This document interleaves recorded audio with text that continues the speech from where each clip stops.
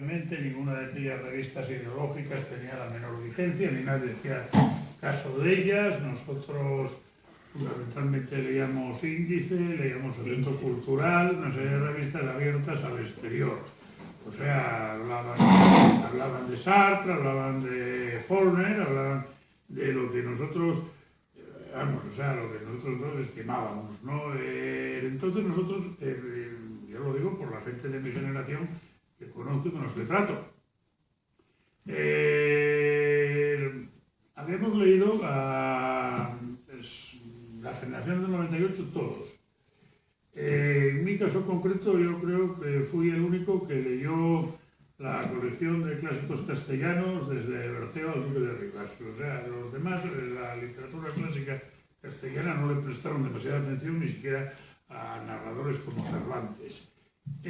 Pero tampoco se le prestaba ninguna atención a Cela, ni no digamos a Torrente Ballester, que no lo conocía nadie, ni nada de esto. O sea, sí a Aldecoa. Había algunos que le tenían a Aldecoa, pero fundamentalmente, pues, nosotros era una línea que era Baroja, era Camus, era Malraux, era Faulkner, era Hemingway, era Steinbeck, era Dos Pasos, ¿no? O sea, nosotros, no, nada, no, yo por lo menos nunca la leí, y no creo que tampoco en la época mía se leyera Gide, ni mucho ni poco. Entonces, claro, en esta época mía, en Asturias, no había realmente una narrativa, pues no se puede hablar de que hubiera narradores, no hay, porque claro, estaba José María Joven, que escribió una novela muy bonita, que es Mientras llueve sobre la tierra, pero que es muy anterior a nosotros, ¿no? Y vamos, de los de mi edad, de los que ahora andamos por los 70 años, pues dentro de lo que es la Universidad de Oviedo y descontando al grupo de León, a Merino, a Luis Mateo, que estos no tenían nada que ver personalmente con nosotros. Ellos iban a estudiar a Oviedo, pero no teníamos así ni relaciones, ni amistad, ni literarias, ni nada. Yo a Luis Mateo ya te dije ayer que lo conocí porque resulta que yo tenía la madre de una chica con la que salía yo, era catedrático de literatura, y entonces pues esa me presentó un día a Luis Mateo, pero Luis Mateo era un hombre muy tímido y tal, y no era fácil entablar relación con él. Entonces yo creo que en la Universidad de Oviedo hubo dos influencias. Una, por así decirlo, la de Gustavo Bueno, que acaba de llegar, y otra la de Martínez Cachero. Martínez Cachero, claro, tendía la literatura española, era, bueno, pues sí, era Cela, era todo esto, ¿no? Y, en fin, Gustavo Bueno nunca hablaba de literatura, o sea, porque además no era lo suyo, y no consideraba como Platón que los poetas deben de estar fuera de la República. Pero sí es cierto que los que siempre estuvimos dentro de la órbita de Gustavo Bueno, que era el caso de Mariano Antolín, que era el caso de Pepe Abello, que era mi propio caso, siempre tendimos hacia la literatura norteamericana fundamentalmente, y hacia la literatura francesa, con abandono absoluto de la literatura española de la época. Yo reconozco que no leía ni a Delibes, ni leía a Aldecoa, ni leía a ninguno de estos nunca, ¿no? En la vida. O sea, de Cela leí dos cosas. O sea, en cambio leí muchas otras cosas de otros autores de esa época.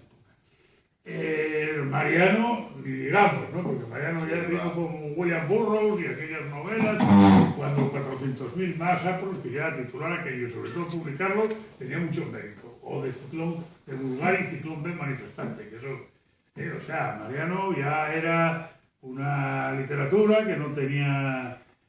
Y luego Pepe Abello pues ensayó un tipo de épica en la primera novela, y luego en la segunda era una novela de carácter intimista, que era la de Jugadores de Billar.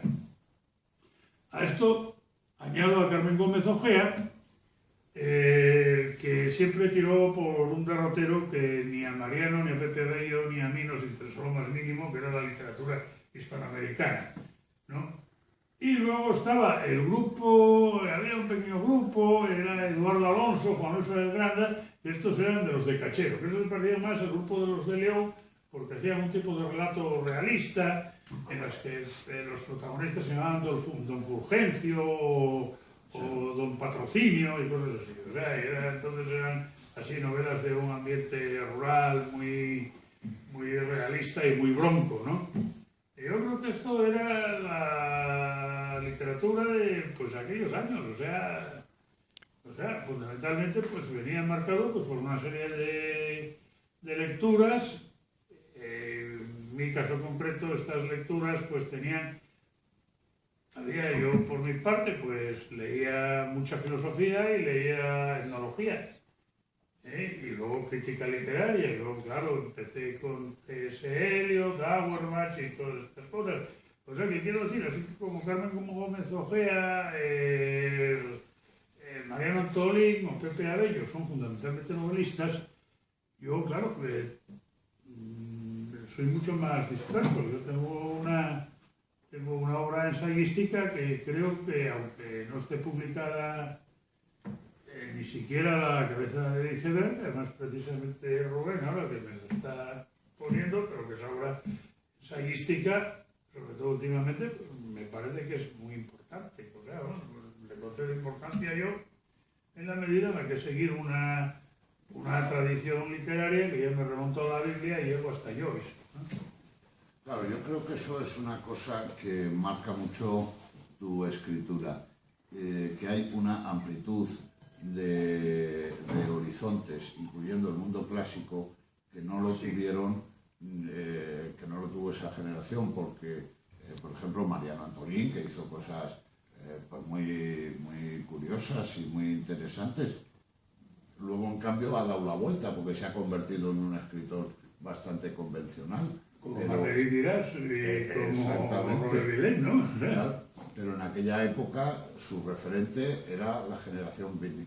La generación Beatnik, Purro sobre todo. Beatnik, los norteamericanos estos, y Kerouac y este tipo de gente, y no salía de ahí, mientras que ya por aquella época estabas con temas, diríamos, de una cultura humanística, cosa que no tenían estos el caso de Ignacio es un caso absolutamente excepcional, ¿no? Por eso precisamente que tú estás diciendo, por la amplitud de su obra, ¿no? Es que eso no se da, no creo que haya ningún otro caso. Sí, tú te lo sabes mejor todas estas cosas, pero... No, así no recuerdo ahora que tenga... De riqueza bibliográfica y de amplitud de temas, de asuntos, no creo que haya ningún otro caso. No, yo por lo menos interés por el mundo clásico, yo creo que debo ser el único, ¿no? Sí. Nadie, ¿no? No sé, y por el mundo artúrico. De todos modos, volviendo un poco a la pregunta, yo creo que la pugna entre partidarios del régimen o partidarios se percibe más en la poesía que en la novela, ¿no? En la poesía tenemos, pues, por un lado, el grupo de Garcilaso, por el otro lado, el grupo Espadaña.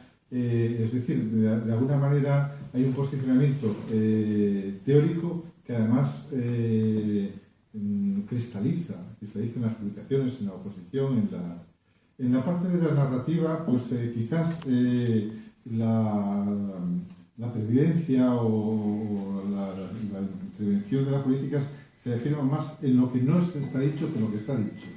Es decir, en qué temas no se tocan, como lo que acabas de decir, no está la parte social, que eso se evita, porque naturalmente sabemos que hay aspectos que no se pueden tocar porque había una censura.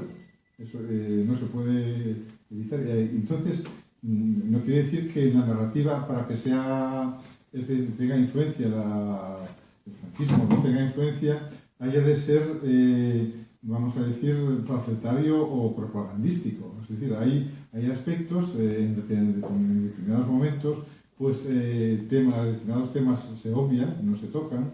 Hay aspectos, lo que decíamos, por ejemplo, decías tú, de la parte del aborto, la homosexualidad, cosas por el estilo, en el caso de Nada. Hay otros aspectos en la parte social, hay otros aspectos que pueden ser de ocupación, libros de viajes, en el caso de Cela, menos problemáticos, menos... y que luego pues más tarde pues determinados contenidos irrumpen cuando ya van entrando los años de sociedad, de libertad, y que cuando pues otro tipo de literatura pues está llegando, etc. Es decir, aunque sea como Jarama, es decir, es rupturista, pero no es lo que se estaba haciendo. Es decir, hay veces que la ruptura es ruptura de modo estético, que no es una ruptura necesariamente de contenidos. Yo creo que al analizar, muchas veces hay que tener muchos aspectos concretos. No es que algo sea franquista o no franquista porque vaya en contra o ataque o defienda, sino porque de alguna manera está ahí perviviendo pues, una sombra o un temor o un tabú o algún miedo que evita que cristalicen determinados temas. Pero sería curioso, y vosotros sabéis mucho de esto, evidentemente, ver la evolución del premio Nadal. Del premio Nadal, de los títulos del premio Nadal de los 25 primeros años, ¿no? Por ahí se puede ver casi, ¿no?